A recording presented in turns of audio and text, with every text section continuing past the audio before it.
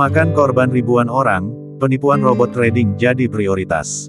Kejaksaan Agung beri perhatian khusus pada perkara dugaan investasi bodong robot trading seperti DNA Pro Academy. Ini dikarenakan korbannya mencapai ribuan orang.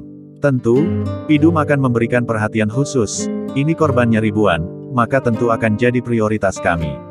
Kami siapkan jaksa terpilih untuk menangani kasus ini, kata Jaksa Agung Muda Tindak Pidana Umum Jampidum, Kejaksaan Agung Fadil Sumhana dalam keterangannya di Jakarta, Sabtu, tanggal 11 Juni tahun 2022.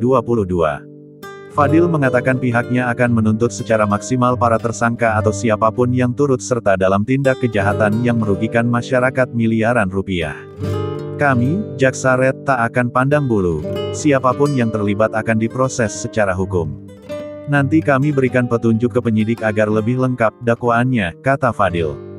Tim penyidik Direktorat Tindak Pidana Ekonomi Khusus di Tipideksus, Bareskrim Polri, telah merampungkan berkas perkara 7 dari 11 tersangka kasus investasi bodong robot trading DNA Pro Academy. Berkas ke-7 tersangka itu telah dilimpahkan ke Jaksa Penuntut Umum Kejaksaan Agung Kejagung. Berkas ke-7 tersangka itu ialah Eliazar Daniel Piri alias Daniel AB, DRK, RL, JG, SR, Has, dan Ma.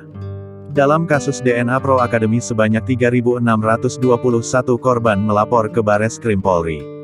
Total kerugian kurang lebih 551.725.456.972 rupiah. Lalu Bareskrim Polri juga telah menyita aset terkait kasus robot trading DNA Pro dengan total sebanyak 307.525.057.172 rupiah, 307 miliar rupiah. Dari aset yang disita itu terdapat hotelnya dan mobil mewah. Direktur Keamanan Negara, Ketertiban Umum dan Tindak Pidana Umum lain, Dirkamnektibun dan TPUL, Yudi Handono mengatakan sebagian berkas perkara para tersangka DNA Pro Academy masih dalam penanganan jaksa peneliti. Jika lengkap pasti akan kami P21, tapi kalau belum ya kami kembalikan dengan memberi petunjuk.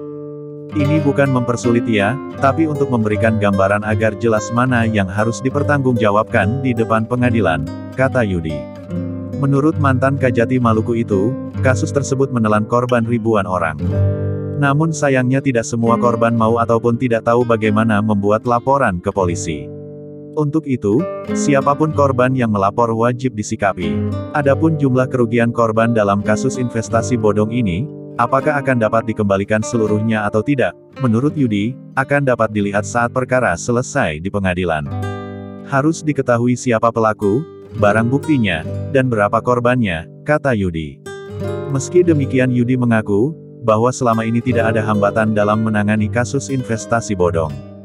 Jaksa yang ditunjuk menangani kasus ini terus berkoordinasi dengan penyidik kepolisian.